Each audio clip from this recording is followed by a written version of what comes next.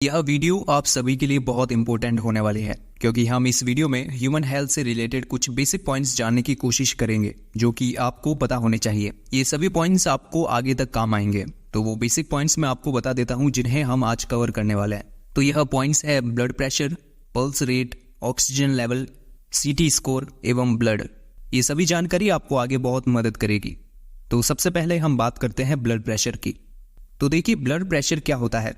तो ब्लड जिन नलिकाओं में बहता है या फिर जिन कैपिलरीज में सर्कुलेट होता है उनकी वॉल्स पर जो प्रेशर डालता है, इसको इस तरह समझिए कि यह हमारी नलिकाएं हैं या फिर कैपिलरीज है और इसके अंदर ब्लड सर्कुलेट हो रहा है। तो ये जो इनकी वॉल्स पर प्रेशर डालता है दोनों साइड में, उसे हम ब्लड प्रेशर कहते हैं। और यह ब्लड प्रेशर दो टाइप का होता है, systolic blood pressure and diastolic blood pressure. तो यहाँ पर सिस्टोलिक ब्लड प्रेशर हमारा ऊपर का ब्लड प्रेशर होता है, जबकि डायस्टोलिक ब्लड प्रेशर हमारा नीचे का ब्लड प्रेशर होता है। तो यहाँ हम जानेंगे कि ब्लड प्रेशर नॉर्मल कितना होता है और हम कब मानेंगे कि हमारा ब्लड प्रेशर बढ़ चुका है।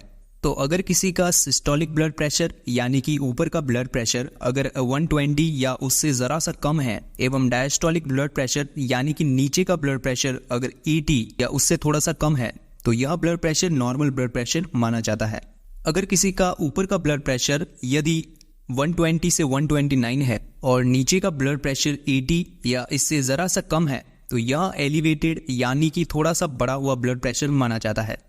अगर किसी के ऊपर का ब्लड प्रेशर 130 से 139 एवं नीचे का ब्लड प्रेशर 80 से 89 होता है, तो यह ब्लड प्रेशर हाई माना जाता है। हाई ब्लड प्रेशर की स्टेज 2 में ऊपर का ब्लड प्रेशर 140 या इससे ज़्यादा एवं नीचे का ब्लड प्रेशर 90 या इससे ज़्यादा अगर होता है, तो यह भी हाई ब्लड प्रेशर की कैटेगरी में आता है। उसके बाद अगर ऊपर का ब्लड प्रेशर 180 या इससे अधिक हो जाए एवं नीचे का ब्लड प्रेशर 120 या इससे अधिक हो जाए, तो यह वेरी हाई ब्लड प्रेशर माना जाता है। यह एक इमरजेंसी कंडीशन होती है। ऐसा होने पर तुरंत डॉक्टर के पास जाना चाहिए। अब बात करते हैं ऑक्सीजन लेवल की। तो देखिए, जो हम सांस लेते हैं उसमें कई सारी गैसेस के साथ में हमारे शरीर के अंदर ऑक्सीजन भी जाती है, जो हमारे लंग्स के एल्वियोलाई पर जाकर हमारे टिश्यू से एक्सचेंज होती है और हमारे ब्लड के थ्रू पूरी बॉडी में सर्कुलेट हो जाती है। तो इसका लेवल कितना होता है ये भी आपको पता होना चाहिए। तो हम देख लेते हैं। तो देखिए, हम ऑक्सीजन लेवल को ऑक्सीमीटर से मापते हैं, ये भी आपको पता होना चाहिए। और यदि किसी का ऑक्सीजन लेवल 95 है या 95 से अधिक है, तो यह सामान्य की श्रेणी में आता है, यानी कि उस व्यक्ति का ऑक्सीजन लेवल नॉर्मल है। और यदि किसी का ऑक्सीजन लेवल 95 से 100 के बीच में आता है, तो यह ऑक्सीजन लेवल काफ़ी अच्छा माना जाता है। अब जानते हैं कि हम ऑक्सीजन लेवल को कम कब मानेंगे। तो यदि किसी का ऑक्सीजन लेवल 94 से 93 के बीच में आता है, तो उसका ऑक्सीजन लेवल कम माना जाता है। ऐसी कंडीशन में उस व्यक्ति को अपने डॉक्टर से फौरन मिलना चाहिए। लेकिन अगर आपके ऑक्सीमीटर में ऑक्सीजन लेवल की रीडिंग पहले सामान्य थी, फिर अगर वो रीडिंग कम हो जाती है, मतलब अगली बार यानी 1 घंटे के अंतराल में यह रीडिंग कम हो जाती है एवं उसके 1 घंटे के अंतराल के बाद यदि यह रीडिंग फिर से सामान्य हो जाती है, तो यह चिंता का विषय नहीं होना चाहिए। लेकिन यदि किसी का ऑक्सीजन लेवल 92 से 90 या इससे कम हो जाता है, तो यह कंडीशन इमरजेंसी कंडीशन मानी जाएगी। इसके तहत उस व्यक्ति को तुरंत डॉक्टर के पास लेकर जाना चाहिए।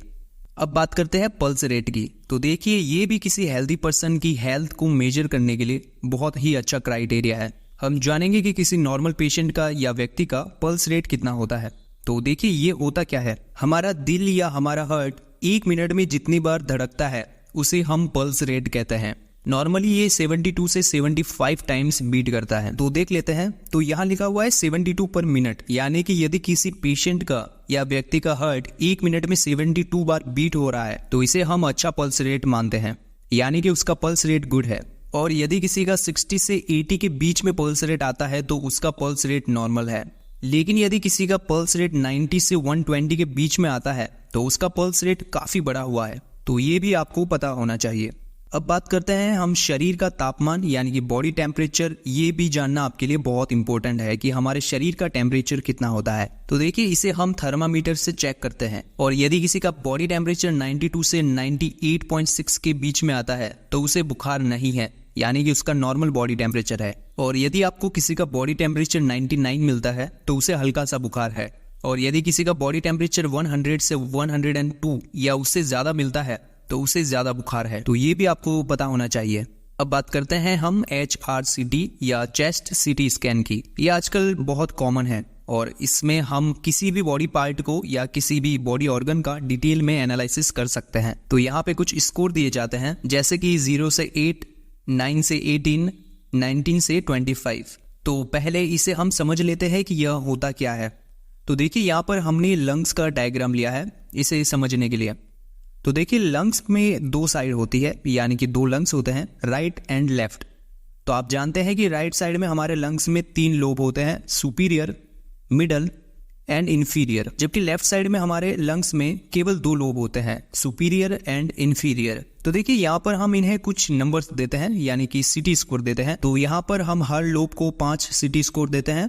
मान लीजिए यहाँ पर हमने 5 दिया है इस लोब को, इसे भी 5 दिया है, इसे भी 5 दिया है, इसे भी 5 दे देते हैं और इसे भी 5 नंबर हम दे देते हैं। तो कुल मिलाकर हमारा स्कोर बनता है 25। तो हम अब देखते हैं कि हमारा कितना % या कितने लोब खराब हो गए हैं। यदि हमारा मान लीजिए कि हमारे सुपीरियर लोब में से इसका 3 पॉइंट खराब हो गया है, तो हम मानेंगे कि यहाँ पे इसका केवल 2 पॉइंट ही सही है। और मान लीजिए कि यहाँ से हमारा 1 पॉइंट खराब हो गया है, तो यहाँ पर हमारा केवल 4 पॉइंट ही सही है। तो इस तरह से हमारा स्कोर बनेगा यहाँ का 5, यहाँ का 5 एंड यहाँ का 5। तो इनका टोटल बनता है 21, यानी कि हमारा 25 में से 21 स्कोर बना। इस तरह से हम CT स्कोर में देखते हैं कि हमारा लंग कितना डैमेज है या इसमें कितना इन्फेक्शन हो चुका है। तो इसे समझ गए होंगे। तो वापस से आते हैं स्लाइड पर। तो देखिए यहाँ पर दिया हुआ है, यदि किसी का HRCT यानी कि high resolution computed tomography score 0 से 8 के बीच में आता है, तो उसे माइल्ड इन्फेक्शन है, यानी कि उसे हल्का इन्फेक्शन है या उसे अभी इन्फेक्शन की शुरुआत हुई है। और यदि किसी का HRCT स्कोर 9 से 18 के बीच में आया है, तो उसे मॉडरेट इन्फेक्शन है। और यदि किसी का HRCT स्कोर 19 से 25 के बीच में आया है, तो उसे सीवियर इन्फेक्शन है, यानी कि उसे काफी गंभीर इन्फेक्शन हो चुका है। तो इससे आप जान सकते हैं कि किसी को कितना इन्फेक्शन हुआ है उसके लंग्स में। और साथ ही में आपको ये भी जानना जरूरी है कि माइल्ड इन्फेक्शन में जो कंडीशन है या इन्फेक्शन है वो नॉर्मल दवाई से ठीक हो सकता है, लेकिन सीवियर इन्फेक्शन में ऑक्सीजन एवं वेंटिलेटर की जरूरत पड़ती है। अब बात करते हैं ब्लड के बारे में। हमारी बॉडी के अंदर एक नॉर्मल हेल्दी इंसान के अंदर कितना ब्लड होना चाहिए? तो ये जो ब्लड की क्वांटिटी होती है ये मेल टू फीमेल वेरी करती है। मेल्स के अंदर थोड़ा सा ज्यादा ब्लड होता है एज कम्पेयर टू फीमेल्स। तो मेल की अगर मैं बात करूं तो इसके अंदर नॉर्मल जो ब्लड की रेंज होती है वो होती है 5 से 6 लीटर, ये नॉर्मल रेंज मानी जाती है। फीमेल के अंदर 4.5 से 5.5 लीटर तक की नॉर्मल रेंज मानी जाती है। देखिए ब्लड के अंदर यानी हमारा जो ब्लड होता है उसके अंदर 3 तरीके की सेल्स पाई जाती हैं। पहली जो सेल होती है वो होती है RBC,